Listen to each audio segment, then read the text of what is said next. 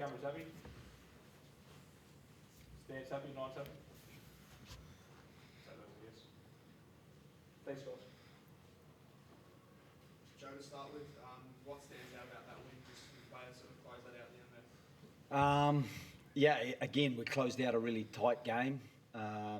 Probably could have taken the 3 points one phase earlier rather than tapping and going, but we actually made some good ground out of that and made it a little bit easier for Ben Donaldson to knock the 3 points over to give us the scoreboard differential that took it beyond one score. Some of the tries were spectacular, and we're on the back of some really good skill, but a little bit fortuitous as well.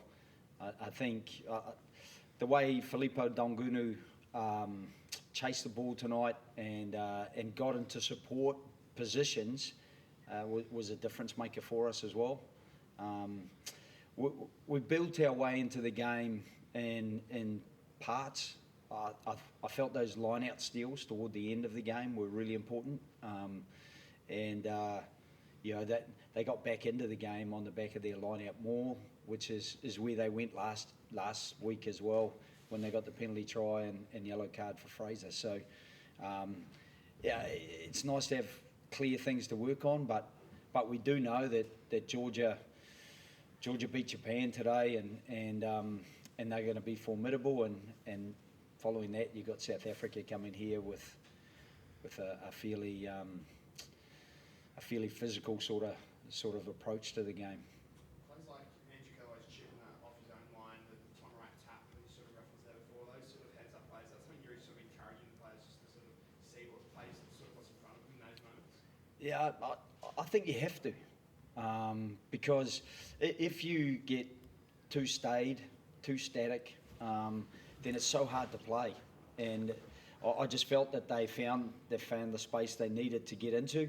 And while Tom's timing of his tap probably wasn't perfect, the result almost ended up with a try in the left-hand corner. So we weren't far away from it, and got the advantage from the offside. So again, it was a slightly easier kick and gave us that differential of 8 points. And Joe, the Wallabies will struggle last year. It's struggled in these couple of games. Is this something that you can turn around quickly, or is that the sort of thing that takes months and months of training? I mean, I thought we struggled in elements of the game, but I thought we were really good in elements of the game. I thought Delwy Lake led his team incredibly well. He's an outstanding player, and their pack operated really well. They've got a couple of young locks that people might not know too well at the moment, but I'm pretty sure that they'll make their names known. I've coached Tane Plumtree and know what an athlete he is. So, I think we were made to work by a group who were desperate. And, the margins aren't massive in international rugby. And when you've got a team desperate, they're on the back of a losing streak, they really rolled their sleeves up. So for us, yeah, sure, there are things that will be evident to everyone that we need to do better. Sorry, I was talking specifically about whether or not you can turn that around quickly. Yeah, Slips might have a better answer for it than me. I've never been in one, In fact, I try to stay out of contact completely. So it's a massive part of the game. And when they got access and they went after them all, and got results from it, it did make it very hard for us. So we will be looking at that really hard and trying to find some solutions for sure. How does it feel to have won silverware over 2 games? I didn't see the silverware, but I'm just relieved that we got a couple of results, because it'll help build some belief in the players. And I'm also delighted with the group of men who are really trying to commit to what we're trying to achieve. I felt there was a couple of times in the first half where we got very close to scoring and got turned over. which was really disappointing because I think if we could have kept the pressure on and maybe scored those, you just chip away a little bit at the confidence of our opponents. When you don't score there and they get a turnover and then they work their way down the field, I think we gave them some momentum, and we just can't afford to do that. The good teams are better at that, and we've got to be better at that.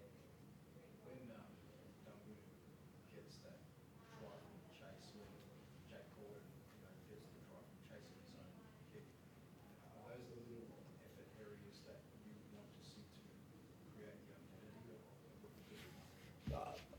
I absolutely love the fact that he chased the chance. He worked hard for a, it might be a 1 in 10, might be a 1 in 20 or a 1 in 100 chance.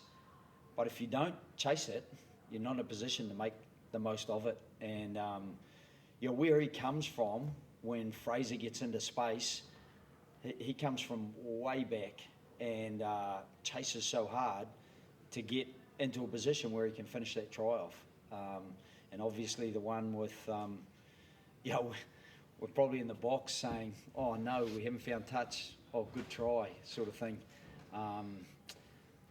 It was a bit fortuitous, but it's happened 2 weeks in a row that people have tapped balls back in field and tries have resulted. On Felipe, he said in the past that he's sort of eyed up the movements in the midfield, played quite left for the Rebels. What do you sort of say in his skill set that you sort of hints he has that future on the wing there? Yeah, he's a good kicker of the ball. Defensively, he's smart defending on the edge. He's obviously got power in the carry. He's got enough pace to play on the edge. A couple of times he hasn't quite got the timing right to get either into the tackle or up at the ball, but I think he's capable of those things, and it's just a case of continuing to work on those elements. When you've got someone who's working in behind the line like he does, that's the package that you're looking for, really. Slips to yourself, 2 close wins in a row where sort of the game's been balanced there. What's sort of from a player's perspective, what wins like that on the sort of road can do just to build that confidence heading into a really important season?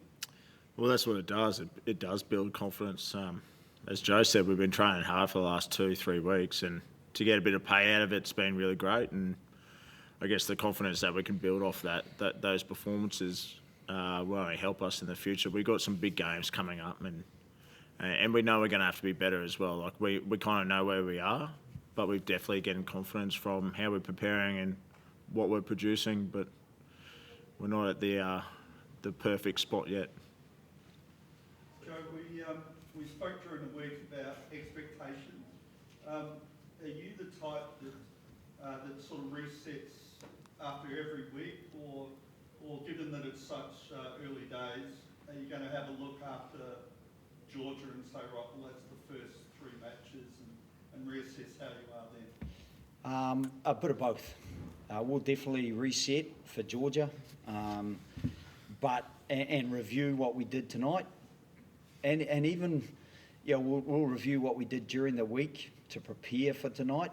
But at the end of this 3-week block, we'll definitely, as coaches, and we'll have an expectation of the players that they feed back to us how they feel they're preparing, what they can do to continue to prepare well, and what maybe we can do to prepare just a little bit better. Because I think if we can build on what we have done in the first 2 weeks here, it's another real challenge next week with, you don't beat Japan in Japan easily.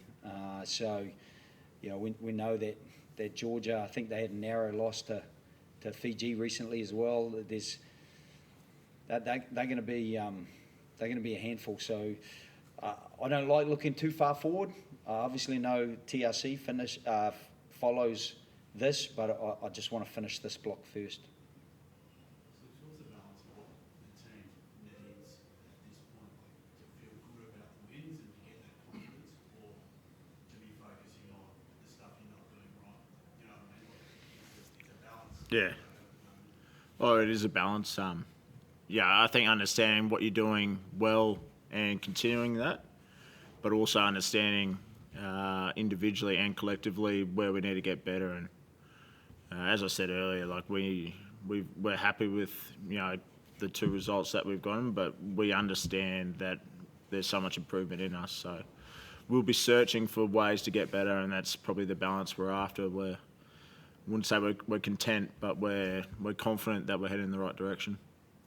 And what about you, Joe, coming into a team like this? Can you see the need for the young players and guys who went through a tough experience last year to just revel in the feeling of victory as well as kind of reminding what's still going on? Yeah, the result is the result, and we are delighted to have got 2 results. But we'll break it down and say just how good were we in the breakdown? Just how good were we in our connected line speed?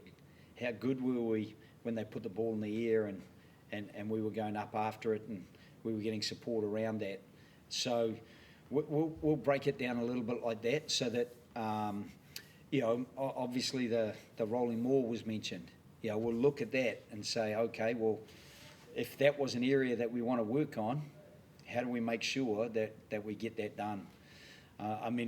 One of the solutions on field that the players executed really well was to go up and contest the line out and not let them get the ball onto the ground that they could drive. And so, the steal from Charlie and the steal from Langy were crucial in the end result.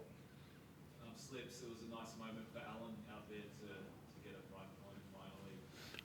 He was saying he'd been ripped by the boys for a long time, but I'm pretty sure that's his first one, isn't it? So that's probably why.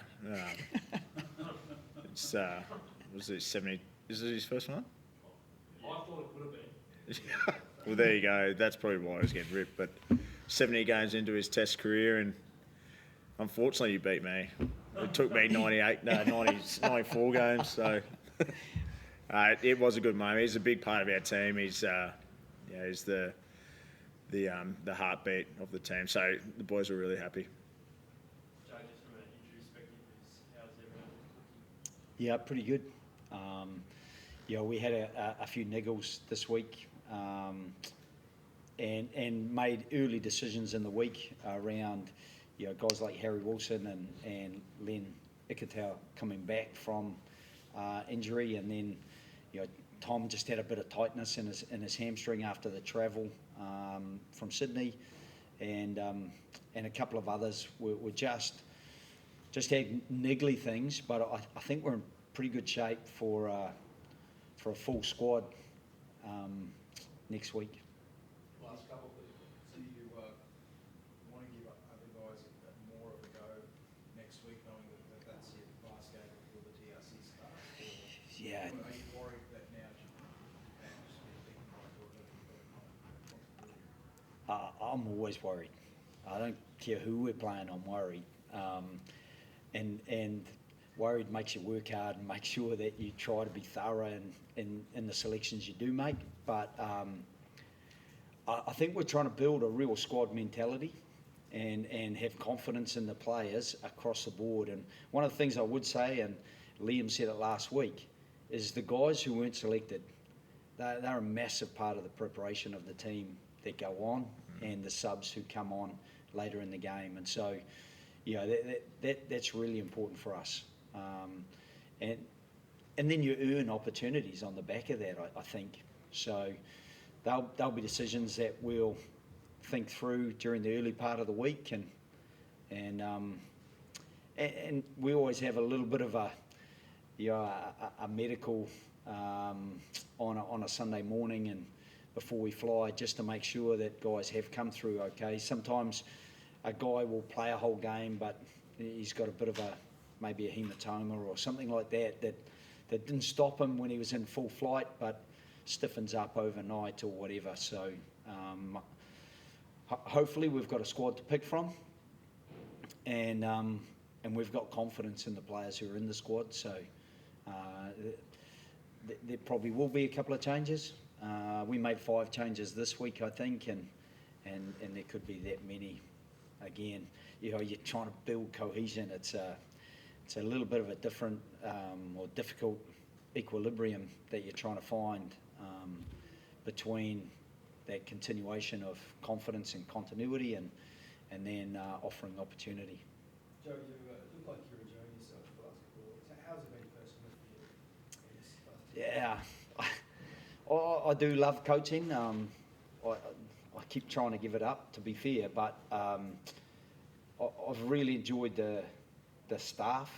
I think, I was explaining, I only met them now 3 weeks ago, and really enjoying the players. The players are, it's a great group of young men and mature men. There's a couple of older ones, but they hold the ship together. And some of those young guys, it was a tough day at the office for some of those young guys today. So, I'll also enjoy getting to the end of this block and taking a breath and then getting ready to go again. So one thing I would say is Melbourne, weather-wise, was a bit complicated, but the people were fantastic. We got out and about, went to coaching clinics and trainings, and managed to get to a few things that linked us with the community that the players really enjoyed doing and did a great job of, thankfully. Thanks, guys. Appreciate it. Okay.